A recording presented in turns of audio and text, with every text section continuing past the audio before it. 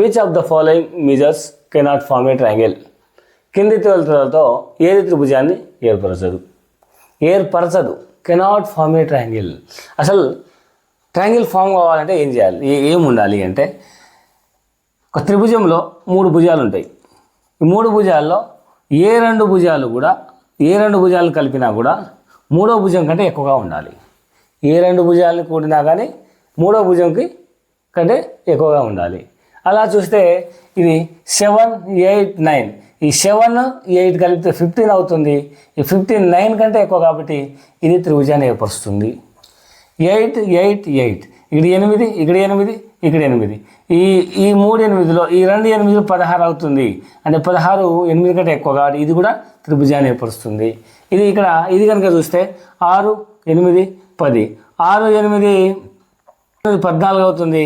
ఈ 14 10 కంటే ఎక్కువ కాబట్టి ఇది కూడా త్రిభుజాన్ని ఏర్పరుస్తుంది. ఇక్కడ చూడండి 3, 6, 3, 2 వాలితే 6 అవుతుంది. ఇది కూడా 6 అవుతుంది. ఈ రెండు భుజాలను కలిపిన మూడో భుజంకి సమానంగానే ఉంటుంది, ఎక్కువ రావట్లేదు. కాబట్టి ఇది త్రిభుజాన్ని ఏర్పరచదు.